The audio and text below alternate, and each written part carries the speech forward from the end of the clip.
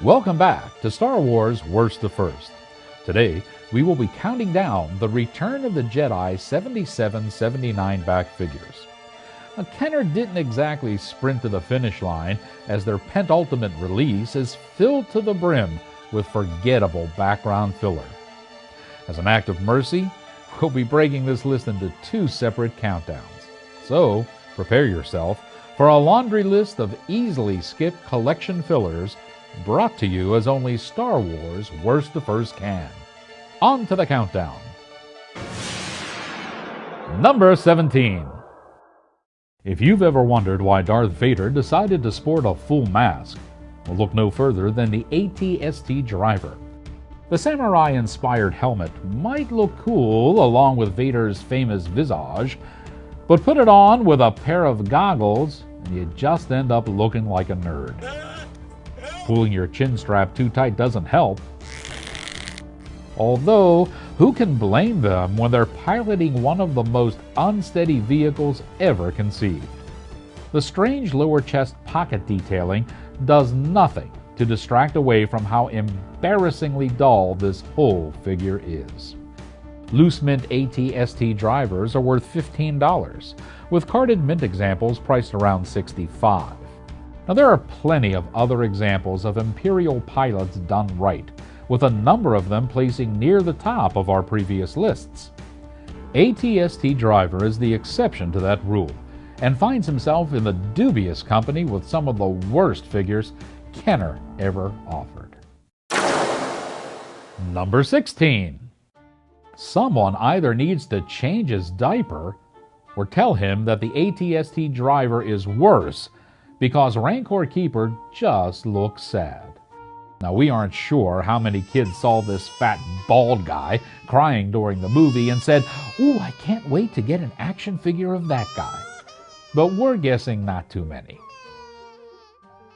With such amazing accessories as a dirty-looking towel to drape over his head and a weapon that looks like a cross between a crab fork and a gaffy stick, we are totally perplexed how this figure was even green-lighted.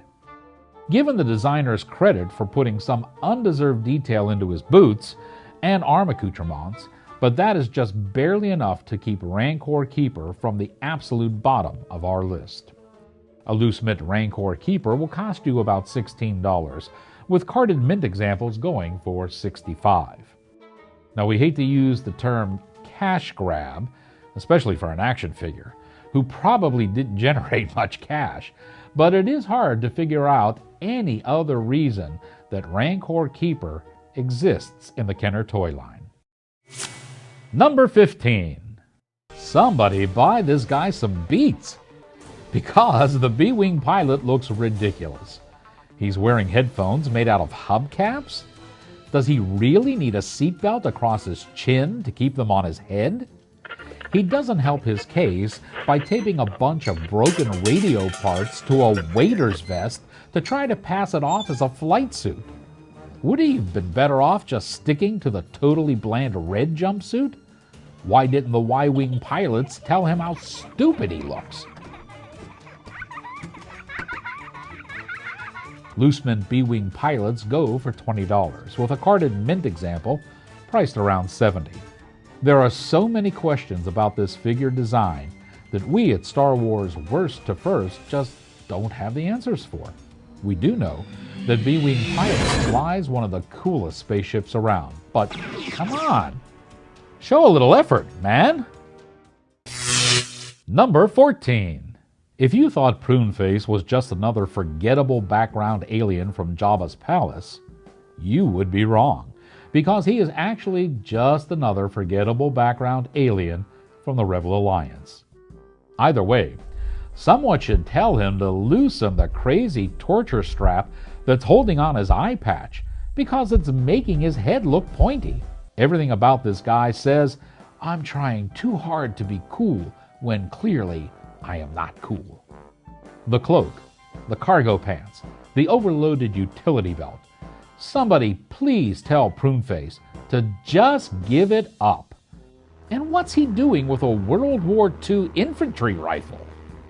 Loose mint Pruneface will cost you around $22, while the carded mint examples are around $60. Everything about Pruneface is either lame or defies reason. Is he a wannabe pirate? A wannabe rebel? All we know is that he's a wannabe something because, as it stands, Pruneface is one of the biggest nobodies in the Rebel Alliance.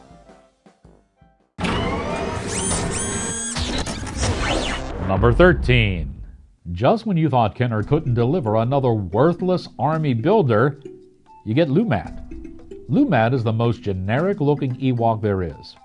Why didn't they just name the figure Ewok? Aside from the most angry Ewok face, the only thing that sets this guy apart is his awesome bow. We have to admit, one of the most sought-after weapons in the Star Wars toy universe is a decent Ewok consolation prize for coming in last. Loose mint Lumad will cost you around $40, with carded mint examples fetching upwards of $100. When the most memorable thing about you is your weapon from the Upper Paleolithic age, well, something has gone completely wrong. For Lumad, his ancient hunting accessory is the only thing saving him from complete teddy bear obscurity. Number 12. Another head-scratcher from the 77-79 cardback series. Someone please explain why 8D8 needed an action figure.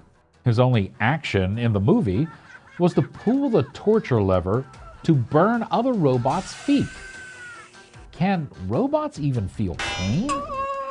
That seems like a stretch, even for a universe populated by space wizards.